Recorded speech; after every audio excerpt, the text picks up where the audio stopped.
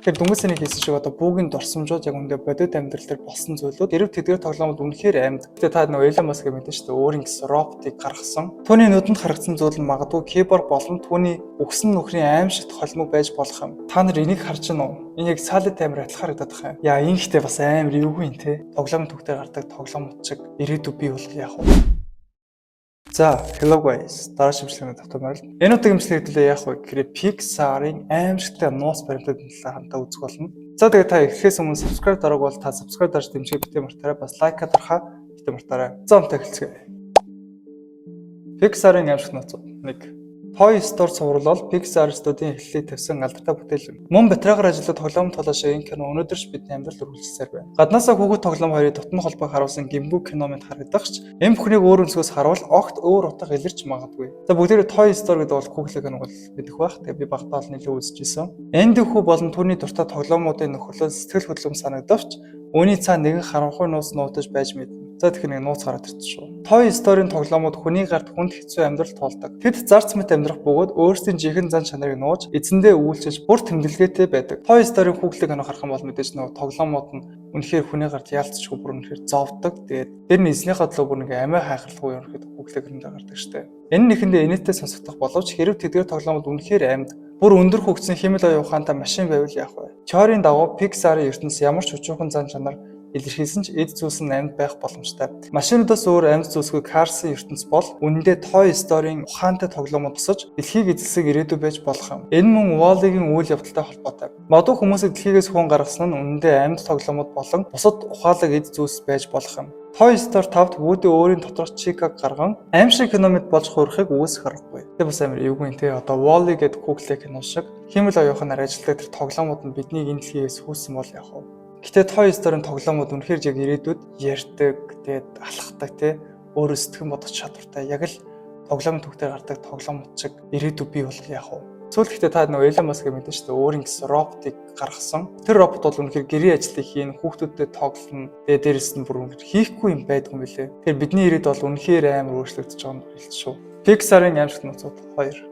Баатар охин кино Pixar-ын бусад бүтээлүүдээс огт өөр санагдаж магадгүй. Үндэ мангасуудын Mac Wazowski Францтай хадал явдалтай холбоотой байж болохгүйц нотлохоонууд бий. Окей, за тэгэхээр Баатар кино бол би Оскар авснаар нь мэддэг. Зарим хүмүүс Баатар охины ээж хидтэй хөгшин эмгэн бол үндэ Салигийн бяцхан найз бүү гэж үздэг. Яагаад вэ гэвэл хариулт нь мангасууд гэдэг кинонд гардаг хаалгануудад оршино. Тэдгээр хаалга мангасуудыг дэлхийн янз бүрийн хэсэг рүү аваачдаг. Гэхдээ тэд зөвхөн орон зайгаар бус цагаарч аялах боломжтой байвал яах вэ? Энэ онолыг дэмжигчдийн үзэж буугаар бүү Баатар охины дараа Салиг хайх амьдралаа зориулсан бөгөөд инstead тэр цаг хугацаагаар аялж Эртний Шотландын Баатар охины ертөнцид очсон аж. Баатар охины ээж хидтэй хөгшин эмгэн бол Well of Frisbee мөнхийн шидийг ашиглаж чадна гэдэг. Түүгээр зогсохгүй. Тэр өөрийнхөө овооход орсны дараа ямар ч уул мөргүй алга болдог нь мангасуудын хаалгануудтай тусдаа чадвартай болохыг харуулж байна. Магадгүй бүү өөрийн үед энэ хүчийг нээж түүнийг ашиглан ээж хидийн хаалгануудыг бүтээж цаалыг олохоор оролцсон байж болох юм. Гэхдээ энэ бүтлгүүтэж тэр Эртний Шотландд гацсан байх магадaltaй. Энэхүү онолыг улам баттахны баримт бол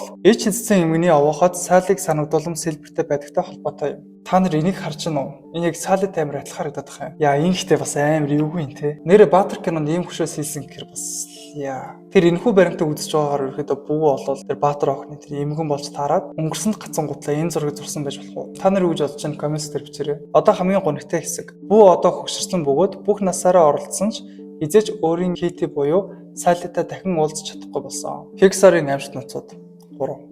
Monsters кино аимшигтай онолуудаар үргэлж гайхшуулсаар байдаг. Өмнө дурсан хаалганууд орон зайгаар төдөөгүй цаг хугацаар аялж чаддаг гэх онол нь мангасууд яагаад хүүхдүүдээс хөтлөө айдаг шалтгааныг тайлбарлаж магадгүй. Гэтэ мангасууд бол ялч хүүхдүүдээс нэлээд айдаг Google кинон дээр. Тэгээд тэднийг айлгаж чадахгүй бол өөрсдөө айдаг. Эхэндээ мангасууд хүний ертөнцийн гадны нянгаас болж устдахгүй гэсэн дэлхийн дайнтай төстөө айцтай мэт харагдана. Гэтэ Sally Mac 2 хүүхдэд харьцсан ч ямар ч өвчин тусахгүй байгаа нь энэ онолыг үгүйсгэж байна. Гэтэ мангасуудын айцыг шууд утгагүй гэж үзэх хэрэггүй.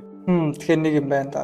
Хэрв хаалганууд цаг хугацаар аялах чадвартай бол хизээ нэгэн цагт нэг эсвэл хэд хэдэн мангас аялах даалгавраар 14-р зуун руу очисон байх магадaltaй. Тэд 1348 оны Европ руу очиж хар тахлаар халдварласан хин нэгний өрөөнд орсон бол яах вэ? Бүр тахлаар өссөн хүмүүсийн цогц дүүрэн өрөөнд орсон байж болох юм.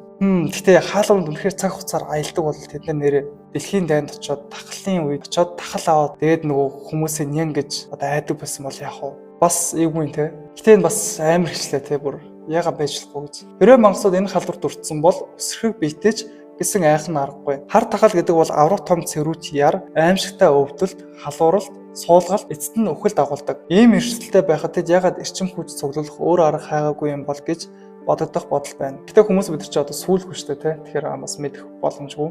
Гэтэ надад бол энэ онол бүр үнэхээр байж болох шиг санагдаж байна. Ягаад вэ гэхээр цаг хугацаагаар үнэхээр аялдаг бол тэр хал үнэхээр цаг хугацаагаар аялдаг бол дэлхийн дайнд очоод тэгээд нянгаар өвдөд тэгээд хүмүүсийн ертөнцийн зүйл ерөөдөө гар хүрээ сайсан байж болох юм. Pixar-ын аимшигт нууцуд 4. Заримдаа харагдахгүй зүйл нь илэрхийлэгдсэн зүйлээс илүү аимшигтай байдаг. Ralph Cannon Келхоны хайртай хүнийг эзэн киборгийг буудах хэсэгт үүнийг харж болно. Гэтэ би энэ Ralph гэдэг хүүхдийг амар дуртай шүү дээ. Зүгээр хальт хэлсэн шүү. Түүнийг амтны зөв шударгаар шийдгсэн байхыг харуулахын оронд кино бүтээчид Келхоны айс нь нүүрний ойрхон зураглалыг үзүүлдэг. Тэр айс нь учиртай боловч энэ нь зөвхөн түүний ирээдүйн нөхөр киборгийн хоол болсон биш, илүү гүн утгатай зүйл байна. Киборгууд үргэлж тэжээсэн зүйлийнхаа хэлбэрийг авдаг. Тиймээс Келхон гар буу үргэж байхад түүний нүдэнд харагдсан зүйл нь магадгүй киборг болон түүний өгсөн нөхрийн аимшигт холимог байж болох юм. Гэтэ энэ киборгууд чи эцсэн зүйлийнхаа одоо нөгөө дүрээр хувирдаг шүү дээ. Тэгэхээр тэр эмэгтэйг нөхрийг эзсэн гэхээр одоо царай нь нөхрийнхөө царайгаар хувирсан гэсэн үг шүү дээ. Тэгэхээр Ральфтер гардаг тэр эмэгтэй яг үндэ нөхрийнхөө нүүрлөө буудуулсан гэсэн үг. Бүр буутсан гэсэн үг.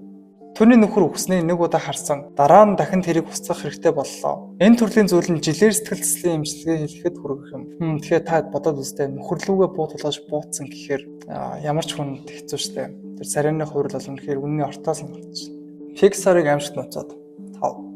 Мангасууд кино илүү харанхуй аимштай газар руу орж чадахгүй гэж бодсон ч хамгийн сэтгэл түгшээсэн онол үүний дараа гарч ирнэ. Харсан нь ерөөдөө хичнээн аз жаргалтай аимшигтай амьтдаагаа хөгжилтэй өнгөрүүлж байгаа мэт харагддагч бүгэн амьдрал өөрөөр байсан бол яах вэ? Энэ кинонд Monstropolis бол үнэхээр оршихгүй газар байж болох уу? Эсвэл түүний оршин суугчид ч гэсэн бодит байгаагүй юу? Мангасууд киноны үйл явдлууд зөвхөн бүгэн тархинд үлдсэн гацсан дурсамж байж болох уу? Бүгэн гэр бүлийг нь харах үзэл бодлоос авч үзвэл Бүүг хэдэн өдрийн турш алга болсон ч дараа нь шөнийн цагт түүний өрөөнд орж ирсэн. Том устай амтан болоо хачин хүний тухай ярьж түүнийг айлах гэж оролдож тэгээд түүнийг танихгүй газруудад авч явсан гэж ярьж байсан баг. Сайлын үнэхээр шөнө орой хүүхдүүдийг хулгайлах зорилготой үстэй хачин амтан байсан уу?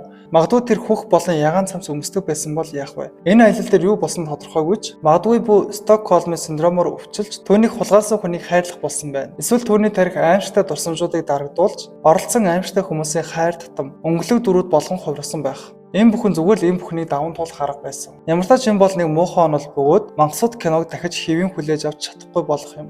Тэгэхээр дүнгийн хийсэн шиг одоо бүгэн дурсамжууд яг үндэ бодит амьдрал дээр болсон зүйлүүд бүх тогтоо ингээ хулгайлагдчихсан тэр бодит байдлаас болоод тэр аимшигтай дурсамжтайгаа бүр илэрч чадхаа болоод зүгээр ингээд гоё болцсуулахгүй л ингээ мангасуудыг тархиндаа ингээ бий болгож ирсэн бол яг уу. Бас эвгүй юм те.